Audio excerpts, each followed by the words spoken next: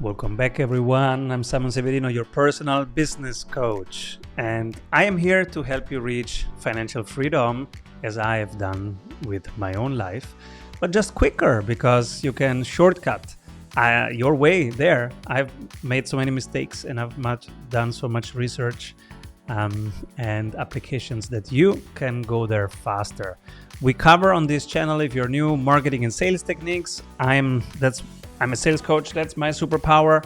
But then over the years, I made a little bit of money and I had to learn how to invest that money in assets. So today we look at assets and we dive deep into an asset that you know very well. You've probably been using it today, but you're wondering what's the future of this asset? And it's one of my favorite ones. So I think it has a bright future. Right now, everybody talking, oh no, they're toast since ChatGPT. But let's see, let's find out. First of all, reality check, all right? What's the portfolio doing? My portfolio is $1,075,600. And the plan is to double this amount every 3.8 years. We are at the fourth doubling here that I'm doing in public with you. We are in 2004. We are on track. The next doubling should be in 2028. Will I make it or not with this plan? Let me know in the comments. The target portfolio is to pick the best data owners that are capital light and have the highest pricing power. Simon, what is pricing power? I will show you exactly how to find the pricing power. And today's company is the very well-known parent company of Google. It's Alphabet. But Simon, ChatGPT is here. Nobody's Googling anymore. Oh, really?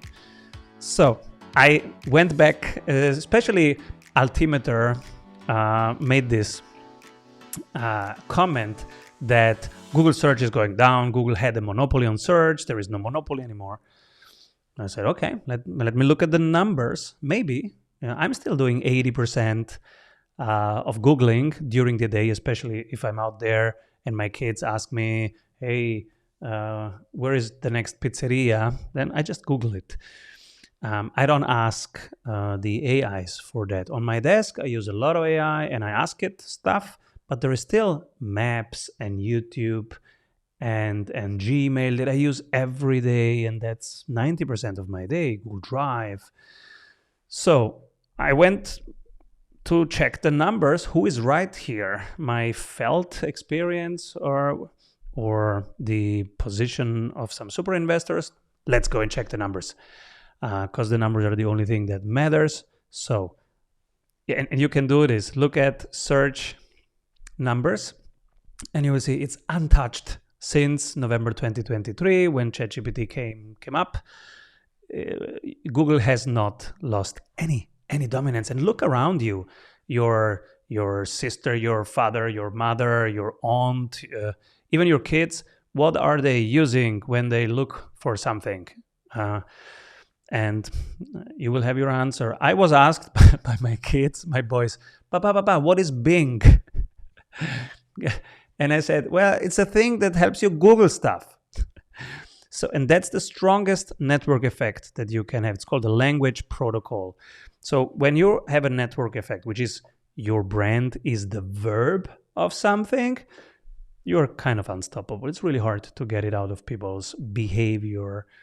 And, I can remind myself of 150 people that I have to call. I can remind myself only of one app that I have to use for finding a restaurant when I'm mountain biking, and that's Google. Okay, even if I have 3 others on my phone, but I just don't remember them. And that's the point of a network effect. Plus, advertising powerhouse because it has the most buyer intent. So when you spend $1 there, you know that they're looking for something instead of, they're checking in on their kids and you're interrupting them. Like on other platforms. Data is a strategic asset. They were very intentionally about data and advanced data analytics. They're the kings of that, of course. They have also the oldest and strongest AI. They're not just showing yet everything, but I'm working closely with them. I see the AI, and you can even Google it. Who is using AI since how many years? And you will see that Google was the first to use AI and to commercially deploy AI. YouTube has no competition. It's the only place where somebody from his living room can make a video and put it up there. It's the only place, and it's growing and it's winning, and I don't see that slowing down either. And it also ties back to data, behavioral data, plus it ties back to analytics. Now, we have to run it through our checklist. Does it own data? Yes. Does it have pricing power? Yes. Does it have networks effects? Yes. Is it capital light? Yes. High switching costs? Yeah. If I don't have maps there, it takes me much longer to find the pizzeria. Yeah. Switching costs. Forward cash flow per share. Now we have to go to the numbers, okay? Does it have an increasing for free cash flow per share year over year? Is it increasing in operating income? And is it increasing in return on capital employed? Let's see. So free cash flow, fantastic. So the free cash flow per share is growing steadily year over year. The return on capital employed is growing steadily year over year. There is no slowdown there. And the operating income is growing steadily year over year. I would even say it's exponential. It's exploding. There are only a few stocks. There is Nvidia and there is Salesforce that I have seen in the last days when looking at operating income that have this exponential curve. And Google is a very mature company, so your risk is low when you have this exponential growth and a low risk of it going out of business. This is when I get excited. Let me know in the comments if you're excited about Google. But I'm increasing my position this year. It's already a position, but I will increase as much as I can. So the GF score is 97 out of 100. It means it has beaten the market year over year.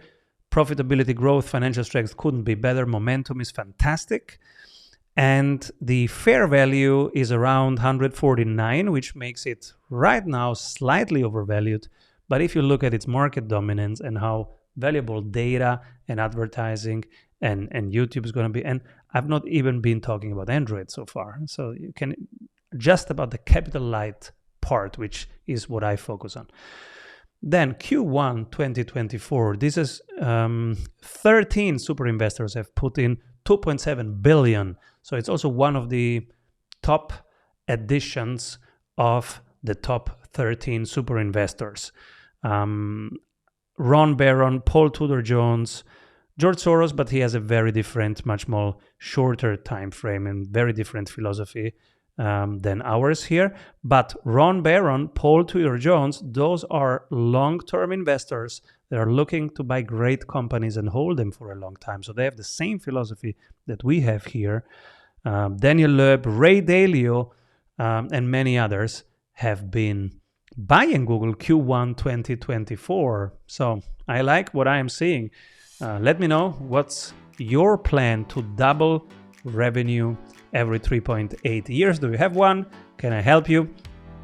Also, pricing power. If you run a business, I'm running a workshop on how you can increase your pricing power. How can you charge 25% more without losing any clients? This is the workshop that I'm having, so feel free to join. You will find the dates on X at Simon Severino, and have a great day. Keep rolling.